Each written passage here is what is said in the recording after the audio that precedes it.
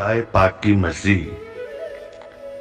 جہاں جیون نشیبوں کا سفر ہو تو یہ کہتے ہیں وہاں نہ دن نکلتا ہے، وہاں نہ شب گزرتی ہے۔ خدائے پاک کی مرضی۔ خدائے پاک کی مرضی جلال آباد کے مرد مجاہد صاحب ایمان و دین یعنی زمیں گل خان کی بیوہ یہی کچھ ہی برس پہلے سنا ہے جب وہ اپنی عمر کے بس 14ویں زینے پہ اتری تھی۔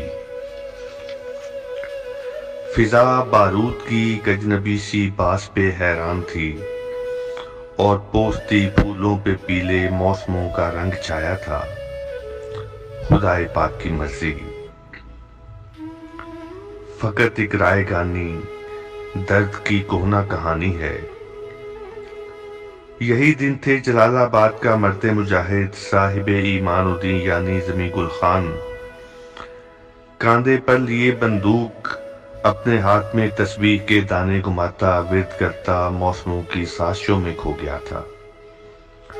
سو مقدر کے لکھے کا حوصلہ پا کر کلائی میں جلے خوابوں ادھوری قربتوں کی چوڑیاں پہنے عذاب زندگی کی اوڑھنی اوڑھے زمیں گل خان کی بیوہ وطن سے دور آ نکلی۔ خدائے پاک کی مرضی۔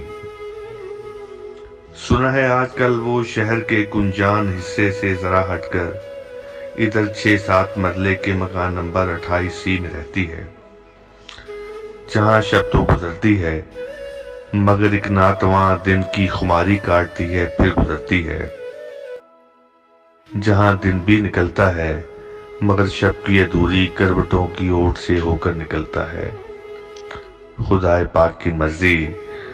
مضافات تمنا کے خرابوں میں چھپی پرنور سی آہٹ، معطر خاموشی میں ایک آوارہ مگر محتاط سرگوشی، سفیدی کا تقدس اوڑھ کر گمسم پڑے خالی ورق کے ایک کونے پر گلابی دستخط یعنی مہر خانم۔ خدائے پاک کی مرضی۔